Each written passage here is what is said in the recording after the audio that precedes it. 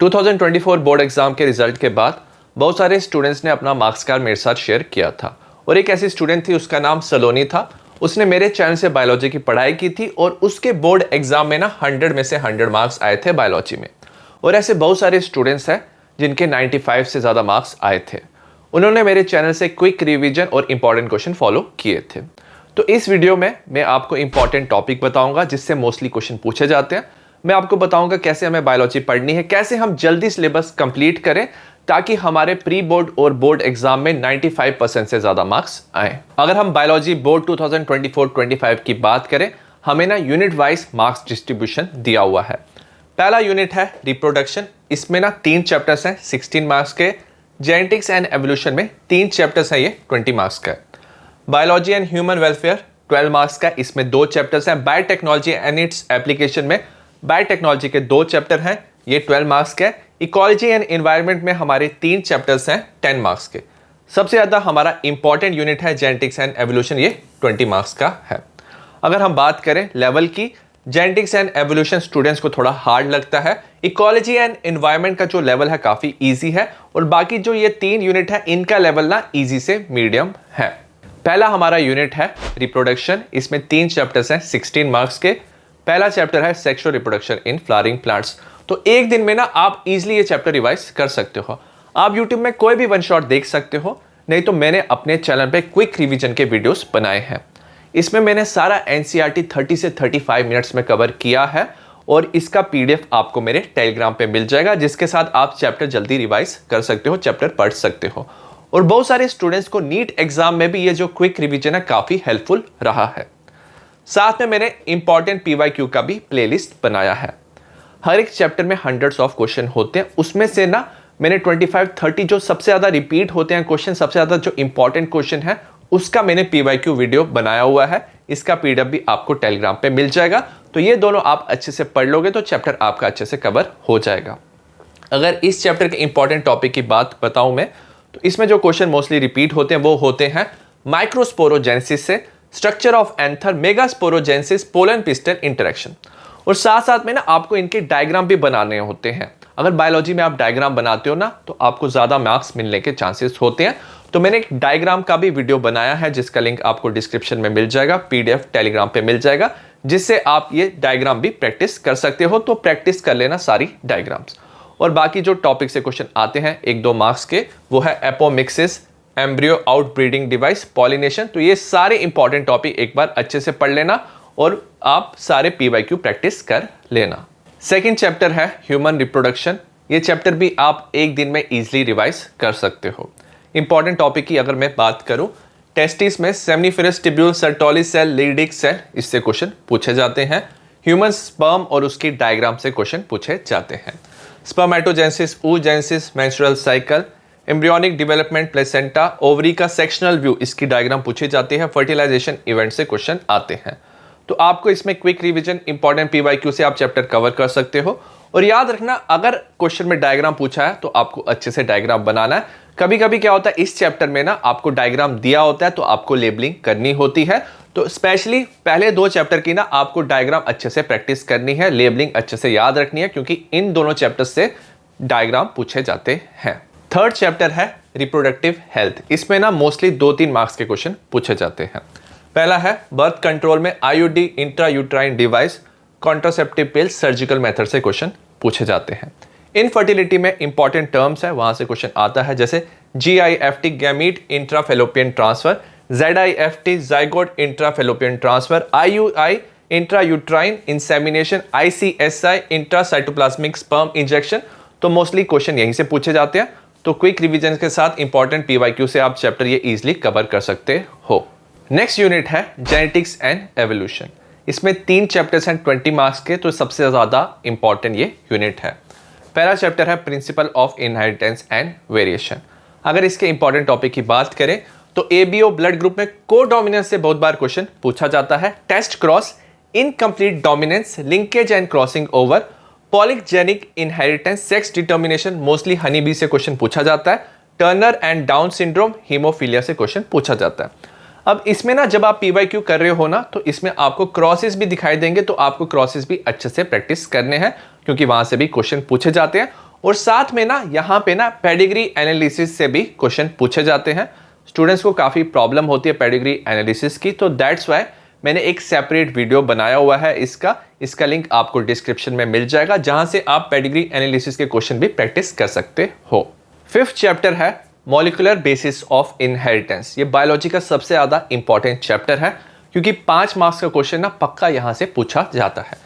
DNA replication, transcription, translation, lac operon, Griffith experiment, Hershey Chase experiment, तो यहां से 5 marks का question पूछा जाने का हाईली चांस होता है।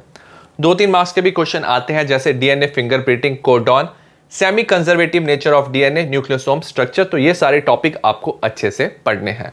तो क्विक रिवीजन पीवाईक्यू में ये सारे टॉपिक कवर हो जाएंगे। अब इस चैप्टर में ना न्यूमेरिकल्स भी पूछे जाते हैं। न्यूमेरिकल जो होते काफ़ी इजी होते हैं, तो उसकी भी आपको प्रैक्टिस करनी है। तो मैंने एक सेपरेट न्यूमेरिकल का वीडियो बनाया हुआ है। जैसे न्यूमेरिकल पूछा जाता है, हमें क्या दिया होता है, न्यूक्लियोटाइड दिया होता है, हमें पूछा जाता है कैलकुलेट बेसिस, जैसे प्यूरिन, पायरामिडीन हमें कैलकुलेट करना है, तो आप न्यूमेरिकल का भी वीडियो एक बार देख लेना। 6th चैप्टर है एवोल्यूशन। इसमें 2-3 मार्क्स का क्वेश्चन पूछ सकते हैं। इंपॉर्टेंट टॉपिक है डाइवर्जेंट कन्वर्जेंट एवोल्यूशन, इसकी एग्जांपल्स इंपॉर्टेंट है। होमोलोगस एनालोगस स्ट्रक्चर, इसकी भी एग्जांपल्स इंपॉर्टेंट है। Adaptive radiation, Hardy Weinberg principle की स्टेटमेंट पूछ सकते हैं, इसके ना न्यूमेरिकल्स भी आते हैं। Industrial melanism, white and dark wing moth से क्वेश्चन पूछा जाता है। तो इसमें भी क्विक रिवीजन पीवाईक्यू आप एक बार देख लेना। और न्यूमेरिकल का जो वीडियो मैंने बनाया हुआ है, उसमें ऑलरेडी हार्डी वेनबर्ग प्रिंसिपल के न्यूमेरिकल्स इंक्लूडेड है, जैसे फ्रीक्वेंसी पूछा जाता है, तो इसे भी आप एक बार पढ़ लेना। नेक्स्ट यूनिट है बायोलॉजी एंड ह्यूमन वेलफेयर। इसमें 2 चैप्टर्स हैं, 12 मार्क्स के, ज़्यादा वेटेज है ह्यूमन हेल्थ एंड डिजीज का। अगर हम बात करें 5 मार्क्स का जो क्वेश्चन आता है, वो आता है प्लाज्मोडियम, उसका life cycle, cancer type detection and treatment से 5 मार्क्स के क्वेश्चन पूछे जाते हैं। B and T lymphocyte cell से भी क्वेश्चन पूछ सकते हैं 2-3 मार्क्स का। लिम्फोसाइट का स्ट्रक्चर पूछ सकते हैं, या स्ट्रक्चर दिया होता है, आपको लेबलिंग करनी होती है, तो आपको स्ट्रक्चर याद रखने हैं। तो डायग्राम वाले वीडियो में आपको इसका स्ट्रक्चर मिल जाएगा। पैसिव एंड एक्टिव इम्यूनिटी से क्वेश्चन आता है। लिम्फॉइड ऑर्गन, एड्स से क्वेश्चन पूछा जाता है। इस चैप्टर में डिफरेंट डिजीज है, उसके एजेंट सिम्टम्स पूछे जाते हैं।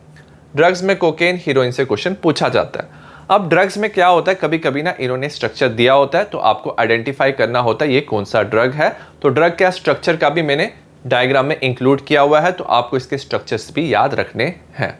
8th चैप्टर है माइक्रोब्स इन ह्यूमन वेलफेयर। तो इसमें 2 सबसे ज़्यादा इंपॉर्टेंट टॉपिक हैं, जहाँ से सबसे ज़्यादा क्वेश्चन पूछे जाते हैं। एक है बायोगैस प्लांट, कभी कभी उसकी डायग्राम दी होती है, आपको लेबलिंग करनी होती है।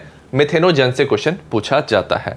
सीवेज ट्रीटमेंट काफ़ी ज़्यादा इंपॉर्टेंट है, सीवेज ट्रीटमेंट प्लांट, इसमें फ्लॉक्स, बीओडी, प्राइमरी सेकेंडरी ट्रीटमेंट से क्वेश्चन आता है। तो ये तो टॉपिक जो है वो सबसे ज़्यादा इंपॉर्टेंट है। बाकी भी 1-2 मार्क्स के क्वेश्चन पूछे जाते हैं, जैसे बायो कंट्रोल एजेंट, उसकी एग्जाम्पल पूछी जाती है baculovirus. Pest management example Bacillus thuringiensis से क्वेश्चन आता है। बायो फर्टिलाइजर्स और उसकी एग्जाम्पल जैसे ग्लोमस, राइजोबियम, एनाबेना से क्वेश्चन आता है।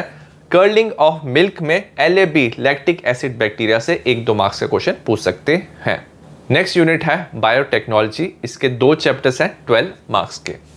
पहला चैप्टर है बायोटेक्नोलॉजी प्रिंसिपल एंड प्रोसेसेस। इसमें 3 सबसे ज़्यादा जो इंपॉर्टेंट टॉपिक है, वो पहला है जेल इलेक्ट्रोफोरेसिस। तो इससे बहुत बार क्वेश्चन पूछा जाता है। PBR 322 इसकी साइट्स ROP सिलेक्टेबल मार्कर से क्वेश्चन पूछे जाते हैं। और कई बार ना PBR 322 का ना डायग्राम दिया होता है, तो आपको लेबलिंग करनी होती है, तो इसका डायग्राम भी आपको अच्छे से याद रखना है। PCR पॉलीमरेज चेन रिएक्शन, ये भी काफ़ी इंपॉर्टेंट क्वेश्चन है। बाकी 2-3 मार्क्स के जो क्वेश्चन पूछे जाते हैं, वो है insertional inactivation beta galactosidase. Recombinant DNA technology में माइक्रो इंजेक्शन बायोलिस्टिक गन से क्वेश्चन पूछा जाता है। एंडोन्यूक्लियस में इको R1 का नेम और इसका फंक्शन से क्वेश्चन आता है। बायो रिएक्टर का फंक्शन और एग्जाम्पल से क्वेश्चन पूछे जाते हैं। 10th चैप्टर है बायोटेक्नोलॉजी एंड इट्स एप्लीकेशन। इसमें 3 सबसे ज़्यादा जो इंपॉर्टेंट टॉपिक हैं, वो है बैसिलस थ्यूरेंजेंसिस। तो इससे cry protein, cry gene, BT cotton का क्वेश्चन पूछा जाता है। जीन थेरेपी जो डिजीज था ADA डेफिशिएंसी, उसमें कैसे जीन थेरेपी यूज किया गया, तो यहां से क्वेश्चन आता है। ह्यूमन इंसुलिन का प्रोडक्शन कैसे किया अमेरिकन कंपनी ने, तो यहां से ये 3 टॉपिक से मैक्सिमम क्वेश्चन पूछे जाते हैं। और 1 मार्क्स का क्वेश्चन आता है ट्रांसजेनिक एनिमल एंड बायोपायरेसी से। नेक्स्ट यूनिट है इकोलॉजी एंड इन्वायरमेंट, इसमें 3 चैप्टर्स हैं, टोटल 10 मार्क्स के हैं। पहला चैप्टर है ऑर्गेनिज्म एंड पॉपुलेशन, ये आप इजीली एक दिन में चैप्टर कर सकते हो। एज पैरामिड से क्वेश्चन आते हैं, एक्सपेंडिंग, स्टेबल, डिक्लाइनिंग। तो एज पैरामिड की आपको डायग्राम भी याद रखनी है, कभी कभी डायग्राम पूछ सकते हैं या लेबलिंग का क्वेश्चन आता है। बर्थ एंड डेथ रेट की कैलकुलेशन भी पूछी जाती है। पॉपुलेशन डेंसिटी में नेटैलिटी, इमिग्रेशन, मॉर्टेलिटी, एमिग्रेशन से क्वेश्चन आता है। ग्रोथ मॉडल में ना पॉपुलेशन ग्रोथ कर्व से क्वेश्चन पूछ सकते हैं, तो आपको कर्व बनाना होता है या आपको आइडेंटिफाई करना होता है, लेबलिंग करनी होती है। तो आपको ये ग्राफ भी याद रखने हैं, डायग्राम में मैंने ये ग्राफ इंक्लूड किए हुए हैं। इंटरैक्शन में म्यूचुअलिज्म, कंपटीशन, पैरासिटिज्म और एग्जाम्पल इसके पूछे जाते हैं। तो ये सारे इंपॉर्टेंट टॉपिक है इस चैप्टर के। 12th चैप्टर है इकोसिस्टम। अगर हम इसके इंपॉर्टेंट टॉपिक की बात करें, जो मैक्सिमम क्वेश्चन आते हैं वो आते हैं ecological pyramid, pyramid of biomass, energy, number से क्वेश्चन पूछा जाता है। लिमिटेशन पूछा जाता है। इन्वर्टेड पैरामिड से क्वेश्चन पूछा जाता है। रिलेशनशिप पूछा जाता है। Productivity, gross primary productivity, net productivity. तो ये 3 सबसे ज़्यादा इंपॉर्टेंट टॉपिक हैं। बाकी भी 1-2 मार्क्स का क्वेश्चन आता है। फूड चेन जैसे है detritus and grazing food chain. 10% law of energy से क्वेश्चन आता है, इसका न्यूमेरिकल भी कभी कभी दिया होता है। डेट्राइटिवोर्स एंड डीकंपोजर्स में क्या डिफरेंस है, इससे भी क्वेश्चन पूछा जाता है। 13th चैप्टर है बायोडाइवर्सिटी एंड कंजर्वेशन। अगर इसके इंपॉर्टेंट टॉपिक की बात करें तो लॉस ऑफ बायोडाइवर्सिटी में क्वेश्चन आता है। Habitat loss, fragmentation, alien species, को एक्सटिंक्शन, ओवर एक्सप्लॉयटेशन, तो इसमें से एक ये पूछ सकते हैं बोर्ड एग्जाम में। कंजर्वेशन में इन सीटू, एक्स सीटू से क्वेश्चन पूछे जाते हैं। Narrow and broad utilitarian approach से क्वेश्चन पूछ सकते हैं। ग्राफ स्पीशीज एरिया रिलेशनशिप का पूछा जाता है, तो आपको इसका ग्राफ भी याद रखना है। और साथ में ना यहाँ पे चार्ट पूछे जाते हैं, जैसे प्लांट का इनवर्टिब्रेट, वर्टिब्रेट का चार्ट भी जो है बुक में दिया हुआ है, और इसकी लेबलिंग से भी क्वेश्चन पूछ सकते हैं। आई होप आपको बायोलॉजी के इंपॉर्टेंट टॉपिक समझ आए हो। अगर आप quick revision PYQ question practice करोगे तो डेफिनेटली आपका बायोलॉजी अच्छे से कवर हो जाएगा और आपके 95% से ज़्यादा मार्क्स आएंगे। All the best.